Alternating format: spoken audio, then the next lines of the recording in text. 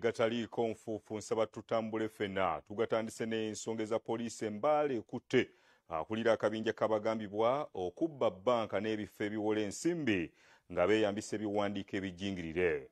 Bano okusinga babbiramu abakozi ba gavumenti abafuna omusaala. Akwatiddwa ye Issa Uuma ku bigambibwa nti yakulira ekibinja ky'abalumba bbanka ne banyaga abantu nga beeyambisa ebiwandiiko ebijjingirire. Okusinziira ku poliisi, Uuma ne banne bano obubbi buno baabukola basinziira Kampala. Omwogezi wa poliisi mu bitundu bya Elgon, Rogers Taitika, agamba nti ababbi bano balina ekibinja naye ababakulira. Uuma n'abalala basatu be balondodde ne babayoola nga kibatwalidde ebbanga nga babalinnya akagere. Tubakutte waliwo n'omukyala gwetagenda kwatuukiriza amannya kati agambibwa okubeera nti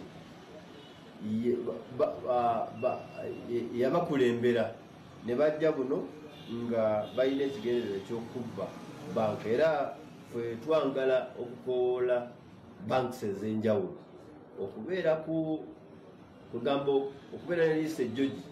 Taitika agamba nti bano baajingirira ebiwandiiko okuli bank settlement, ebbaluwa ezisembaawo okuva buli wamu okuli bakaawo basentebe b'ebyalo LC ey'okutaano ne ba DPC okwetooloola eggwanga nga buli kibuga balinamu ababbi. Baddira erinnya ly'omuntu ne baleeta ekifaananyi nga kikye kwegamba ne bawudiisa zi banks ezimu oba financial institutions okulaba nti bakola ki bafuna zi loans mu mannya gaabwe. Buli kampuni mwe baagala okubba balinamu omuntu waabwe gwe beeyambisa okubabegera ebigenda mu maaso n'entambula y'ensimbi. Bano we bafuna amannya g'abakozi mu kitongole we banabba nga bafuna omuntu omulala nga bamukolera ebiwandiiko ebiri mu mannya g'omukozi oyo n'endagamuntu ebbaluwa ezimusemba ne bank settlement olwo ne balumba. Kuliko Subi Benjamin, kuliko Ouma Issa, ekubeerako Fred Wakabi, nekubeerako n'omulala Medi. Naye bano bonna twabafunye tubalina mu poliisi yaffe era nga tugenda mu maaso okulaba nga tuinvestigatinga ku nsonga eno tuzuulire ddala ekituufu ekiri ku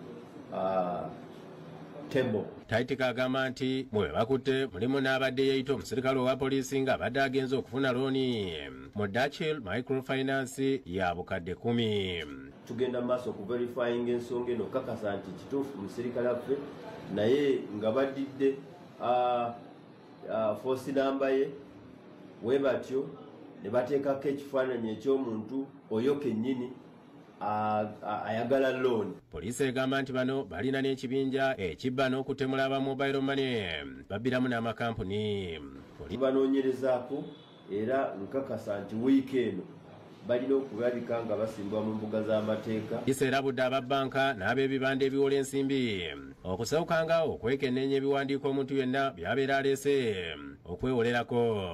Olw'okubanga kati kino tusobodde okifuna naye ndi very sure nti ne banka endala zirina complaints ziyingisiza olw'abantu we bali. Poliisi etegeezezza nti bazudde nga abantu bano beewolera abantu ensimbi ku mitimbagano n'ekigendererwa kyabwe okufuna ndagamuntu zaabwe ze bacupula olwo ne bongera okunyagulula. Naddala tageti yaabwe yakubeera nti bakwata particulars oba CV y'omuntu naddala nga ali wa gavumenti oba ekitongole. Faizo Kizza yakusakidde eggulu erino ku lwa Bukedde TV.